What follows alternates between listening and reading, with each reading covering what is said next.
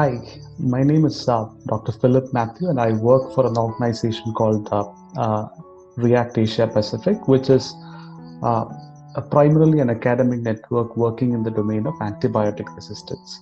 I was asked by Professor Matthew Koshi to make this video um, for publishing in the YouTube channel of the CSI Synod Department of Ecological Concerns, I'm really grateful to Professor Matthew Koshi and his team for considering us, for this particular video. So today I'll be telling you about the environmental dimensions of antibiotic resistance, and why people should know about it. So you may be aware about what is antibiotic resistance, because in the last 10-15 years, a lot of articles have come out in the popular media regarding that. Earlier, it used to be an exclusively scientific kind of a topic, but then it has moved into the popular narrative in the last decade or so. So, antibiotic resistance is a condition where the microorganisms, or in this case, the bacteria, stop responding to antibiotics. Antibiotics, as we all know, are a class of drugs meant to exterminate or destroy bacteria, disease-causing bacteria in our body. Before antibiotics were discovered by Alexander Fleming in 1928, uh, most of the bacterial illnesses, used to cause a lot of morbidity and mortality and a lot of death. But then when it started being used therapeutically in the 1940s, the mortality and the morbidity, the problems due to all these bacterial illnesses came down drastically, and that resulted in a lot of improvement in the overall health status of people, and we have experienced a definite increase in life expectancy and quality of life because of that. So, but then indiscriminate use of antibiotics, or I would put it this way, irrational use of antibiotics have placed us in a very precarious situation, in which the bacteria in this case have stopped responding to many bacteria have stopped responding to antibiotics which are used. So we need to escalate therapy. We need to give stronger antibiotics or antibiotics in higher doses, so effectively damaging our entire healthcare system.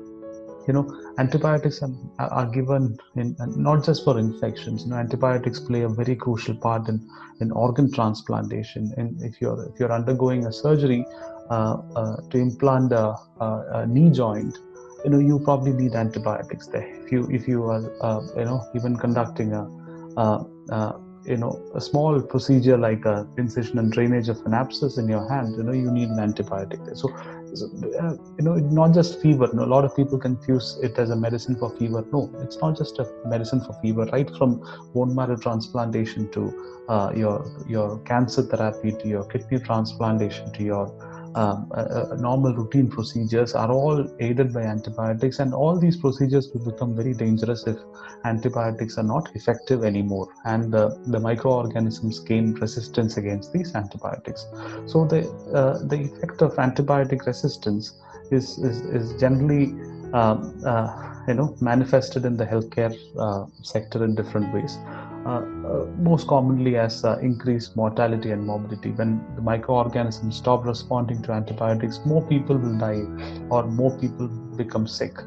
And that will, of course, give rise to a higher healthcare expenditure. People's hospital stays will become longer, and more people will probably end up in intensive care with infection. So what essentially happens is people have to spend more money to cure themselves, or the healthcare system. If it's a government subsidized healthcare system, the government has to spend more money to treat people, and that can also result in saturation of capacity of healthcare systems, which is a huge problem in developing countries. We have a limited pool of healthcare resources, and if that gets saturated very fast, then it's going to be a big problem. And we are seeing that in the context of COVID-19 outbreak also. Um, the natural question that people may ask is, if the drugs are becoming obsolete, or the drugs are not effective anymore, what does it need to be worried about? Newer drugs will come out. But if you can see this graph, it shows that right from 1928 to 1960s, a lot of antibiotics, newer antibiotics were discovered. But then after that, the frequency of drug discovery actually came down. The last major category of antibiotics were discovered in 1987, and it's been more than 30 years since a entirely new category of antibiotics came out into the market. There are various reasons, right from scientific reasons to commercial reasons. But the fact of the matter is, we are running out of older antibiotics. Our older antibiotics are becoming ineffective, and there are no new antibiotics coming out into the market. So we a lot of experts say we are looking at a post antibiotic era where antibiotics don't work anymore. So that is what we are worried about in the case of antibiotic resistance. So what has environment got to do with it? So one of the major ways of exposing the microorganisms to irrational antibiotics is basically through the environment. So we are all familiar with Darwin's theory of evolution. So microorganisms have their own way of adapting to an external stimuli, in this case antibiotics, and it's their survival. Basically they want to survive, so they develop systems to overcome the effect of antibiotics. So if you are exposing the bacteria to small amounts of antibiotics, sublethal doses of antibiotics all the time, these bacteria will actually develop systems to overcome this problem. So one of the major ways is basically through the pollution caused by big pharma, huge pharmaceutical companies, discharging effluents into water bodies. That will expose normal, even non-pathogenic bacteria to acquire resistance genes, or even the pathogenic bacteria to actually find ways to resist the effect of these antibiotics. So the Bureau of Investigative Journalism found out that in the city of Hyderabad, most of the pharmaceutical firms did not have a proper wastewater treatment system, and the influence of it being discharged into water bodies, and it was contaminating water, drinking water, and soil. So how does antibiotics circulate in the environment? The source of these antibiotics can be, as we all know, human. People use antibiotics for treatment of infections. It can be from pharmaceutical industries, during the manufacturing process. But a lot of antibiotics can come into the environment from non-human uses also. Like, it can be for veterinary uses, it can be for agriculture, it can be for poultry production. So we are looking at a very industrial food production process. Like if you take the example of poultry, it's a factory style farming that is happening right now in most parts of the world. And most of this production is being supported by the extensive use of antibiotics.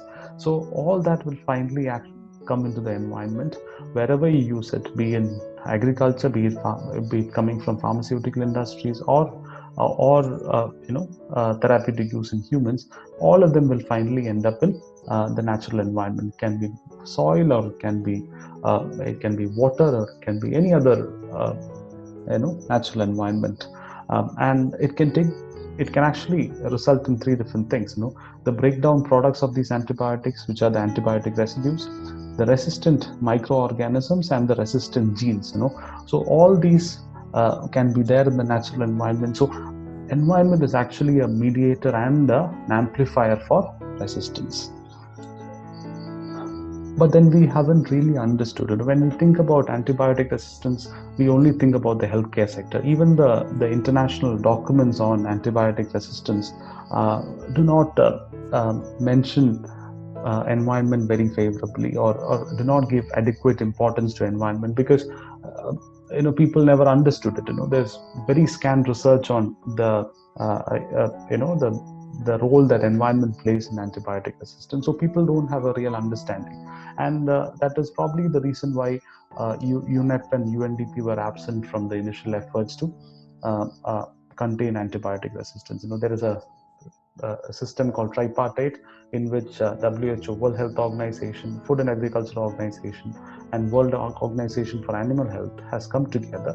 But then it's UNEP and UNDP are conspicuously absent. But then this is one of the landmark reports, the Jim O'Neill report, which is published in 2015 and 16, and it was conducted by the government of UK. It basically gave a situation analysis of what is there right now, what is the problem, and what is going to come if we're not acting on time in the case of antibiotic resistance. It prioritized two pathways: hospital effluents and pharmaceutical manufacturing plants. But then, you know, we I would put it this way. It's effluents and pharmaceutical plants contribute a very, very small proportion of the total environmental contamination of environment with antibiotics. You have agriculture, you have domestic use, you have so many other ways of contaminating. But then that report only prioritized two pathways. And that report also looks at antimicrobials only as the driver for resistance, which is again an erroneous assumption. So what can drive antimicrobial or antibiotic resistance? Antimicrobials just form a small part of it. The normal biocides that we use in agriculture, the heavy metals that are used in industrial process and even in agriculture, all of this can actually drive antimicrobial resistance. So unfortunately, we do not have enough evidence. There are no major the kind of research which has been published on this area has been very, very, very low as compared to the human healthcare dimension of antibiotic resistance. Again, our conventional understanding of things has been, has been a big barrier in greater efforts to contain antibiotic resistance. In this case, wastewater treatment plants act as genetic reactors. We never knew about it. Wastewater treatment plants were supported and implemented across the world as one of the most important interventions of modern humankind. We needed a sanitary environment around us, and wastewater treatment plants were seen as a scientific way of achieving that. But then, unfortunately, it acts as a genetic reactor by putting together antimicrobial resistant organisms, antibiotic residues, and antibiotic resistant genes, independent free-lying genetic material. So it actually gave an opportunity for even the non-resistant organisms to acquire resistance. So it can actually act as a genetic reactor. So our understanding has to change. Our understanding about several things have to change, and we need to probably have more research into what is happening and try to analyze how we can actually contain antibiotic resistance in the environment around us. So one of the biggest understanding that we have now is wastewater treatment plants actually act as breeding grounds for resistance. And when we are seeing that with the AMR lens, can probably cause more damage than good. Some of the wastewater treatment plants are totally inefficient in taking out the antibiotic residue. It may be good in removing the microorganisms from the sewage, but then it is not good for removing antibiotic residues, the breakdown products of antibiotics from sewage or wastewater.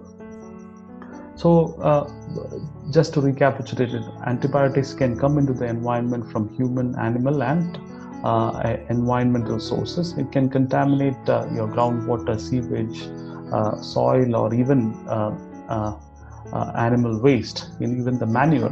And of course, this will come back to us used through drinking water, meat, vegetables, or even other agricultural products. This is my last slide. Since we learned about antibiotic resistance in the environment, I think we need one slide on the climate change paradigms and antibiotic resistance also. So climate change and antibiotic resistance are also definitely linked. There is enough and more evidence available out there linking these two major issues. So higher local temperatures due to global warming actually increases antibiotic resistance in common pathogens. We have evidence for that. Temperate regions of the world where the mosquito densities were low and we never saw vector-borne disease outbreaks are seeing vector-borne disease outbreaks. So several temperate regions are seeing dengue fever outbreak, even though it's a viral infection. it can actually predispose to a higher use of antibiotics. If a patient with fever goes to a healthcare facility, even though it is dengue or chikungunya, they will most likely get a antibiotic also. So that will actually result in more antibiotic use, and more irrational antibiotic use will actually result in antibiotic resistance.